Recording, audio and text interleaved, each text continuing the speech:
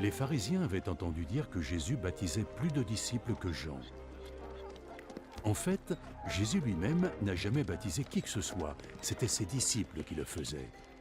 Quand Jésus apprit ce que l'on racontait, il quitta la Judée et retourna en Galilée. Pour s'y rendre, il devait traverser la Samarie. En Samarie, il arriva dans une ville appelée Sychar, non loin du terrain que Jacob avait donné à son fils Joseph. Il y avait là le puits de Jacob. Jésus, fatigué par le voyage, s'était assis près du puits.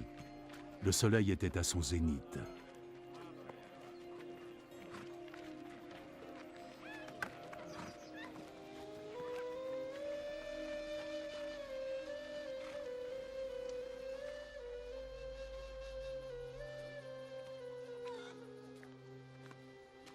Arriva alors une femme, une Samaritaine, qui venait puiser de l'eau. Donne-moi un peu de cette eau. Ses disciples étaient partis en ville pour acheter de la nourriture. Tu es juif et moi je suis samaritaine. Comment oses-tu me demander de l'eau? Les Juifs n'utilisaient pas les mêmes coupes ou les mêmes bols que les Samaritains. Si seulement tu savais ce que Dieu donne, et qui est celui qui te demande à boire, tu le lui aurais demandé.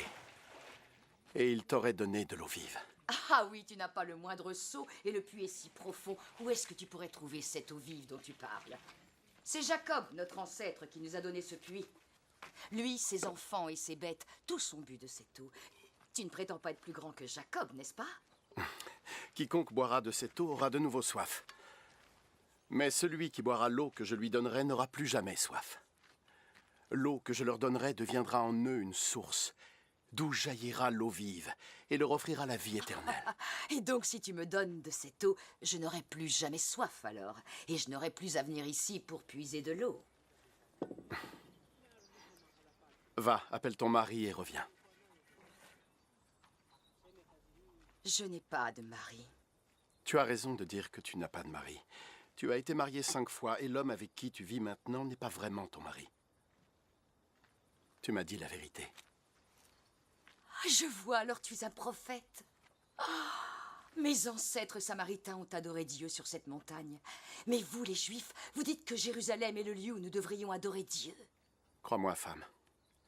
Le temps viendra où les gens n'auront plus à aller adorer le Père sur cette montagne ou à Jérusalem. Vous, Samaritains, connaissez mal celui que vous adorez.